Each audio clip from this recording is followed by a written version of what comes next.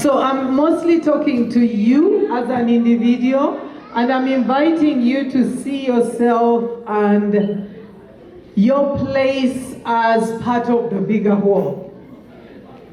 So I can start with a simple question. Have you ever wondered how unique you are? Because many times we hide behind our culture and we don't pay attention to how unique we are. I'm talking about the fact that there is and always will be only one you in this entire universe.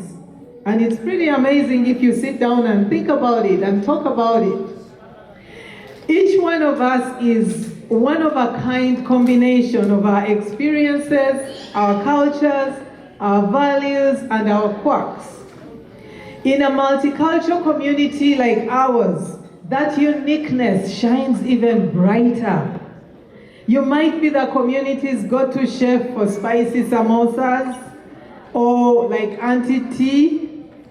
You know, I don't know if she's the one who was making is it called amala? Yeah, so you might be the go-to person for making the amala, and people will stand in line for hours for you. So you might also be the one who keeps the beat on the djembe drum, like we saw that young man. I've seen him run a number of workshops and they're always awesome. But you may also be the quiet thinker who always knows the perfect thing to say when it matters most. Whatever your role is, your individuality is your superpower. So what you bring to the fabric, to the multicultural fabric, is your individuality. And that is your superpower. It's what you bring to the table, literally and figuratively, that no one else can. And that's what makes this community and this celebration very special. We always talk about the importance of community and culture, but all of these things are built on the foundation of the individual. You are the cornerstone of this great, big, multicultural mosaic. And I know in this room we have storytellers, we have artists, engineers, healers, dreamers. Each one of you has a story that is shaped by where you came from, but also where you're going. Your personal journey with all its twists and turns adds a unique brushstroke to the bigger picture. The value of you is not just in your past or your present, it's also what you bring to the future. Each decision you make, each action you take, contributes to the legacy you're building. And when you embrace your unique identity, you are not just honoring yourself, you're honoring everyone who helped shape you. Who knows when multiculturalism became law in Canada? Quiz. Quiz time! Without looking at your phones. When did multiculturalism become law in Canada?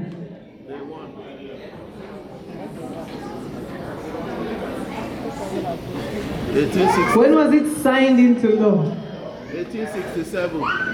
77? 91? 1867. 1867. They couldn't spell it in the 1800s. That's going to be your homework. You should know because it is actually very recent. Very recent. 1992. 1992? Are you guessing? No. Anyhow, so one of the things I call you to imagine is to see ourselves as a garden. Because if you have a garden, we've all probably seen gardens, except maybe the young people who have not really gone back home to see those vast gardens. When you look at a garden that has one crop, when it has one crop, say sunflowers, and all you see is an endless view of sunflowers, all you will see is yellow and green. It kind of gets boring after a while, you know? But if you're walking through a garden and there's different colors and there's different shapes and heights of plants, there is something it stirs inside of you. You know, if you look at a buffet, for example, what we just had back there, If we had one dish, if we had one dish, only white rice, I don't think many of you would be happy, right? You want a dish that has multiple things in it, and that is where you can tell that, this is a really tasty dish. I saw that amala, it had a lot of things in there, and I was really impressed. I haven't yet tasted it. I hope I'll taste it after here. So imagine for a second that our community was a garden. Some might be the sturdy oaks offering shade and protection. Others might be wildflowers, unexpected, resilient, and full of surprises. Each of us adds something unique, whether it's a perspective, a tradition, or just that one dish no family event would be complete without. And when we come together, we don't just blend our differences. We create something entirely new and wonderful. I invite you to take a moment to recall the last time you contributed something only you could. Was it a story that only you could tell because you lived it? Was it advice that only you could give because you've walked that path? Was it a song that only you could sing? I always hear that Bollywood music, and I'm like, is it real? And today I heard it, and that's awesome, right? Or perhaps was it simply being there for someone in a way that only you could be? Because sometimes people will be there for you and you don't feel it until that one person shows up. These moments, big and small, are where the value of you truly shines. They are reminders that no matter how big or small your contribution seems, it matters. It adds to the richness of our collective experience and makes us all better for it. So, one of the things that I have noticed in our community is people say, we want to hold on to our culture. We don't want to lose our culture. And then in the same breath, I hear them say, I don't like Canadian culture. I don't like my kids to learn this Canadian culture. And then I wonder, if you're here and you don't want to lose your culture, you don't want your kids to lose their culture, what are we creating? Is that multiculturalism? Right? There are questions there to be answered. So if you think of a variety of cultures, you think of finding the values, the common values that we have. I'm from Uganda and the rest of you are from other places, but we share some common values. And if we hold on to those values and drop the judgment, because a lot of judgment goes into other cultures. Other cultures are like this, they do this, they do that. And it's very common, and in the process we lose out on enriching what we already have. Because once we come here, our culture automatically becomes diluted. It automatically becomes diluted. So if then we stay in the space of judgment and looking at what we have as the only good thing.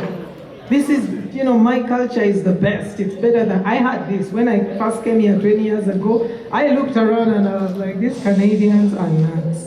I come from a great culture. We have respect. We have this.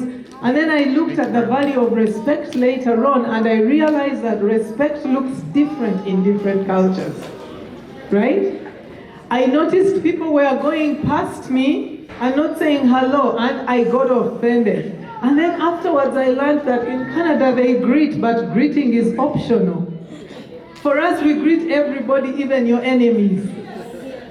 Right? Does that make ours better than the Canadian culture? Not necessarily. But once you understand the values that are behind the behavior, then everything becomes much easier. So in closing, let's take a moment to celebrate the incredible individuals in this room. Each one of you is a special aroma-filled and tasty dish that is a vital part of this community feast. And together, we create something beautiful.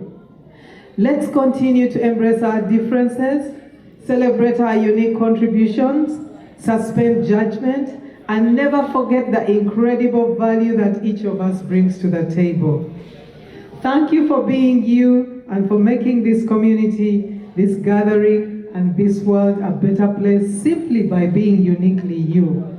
Now let's go out there, touch some lives, share some stories, try some new dishes, and most importantly, celebrate the value of you. Thank you and enjoy the rest of the day.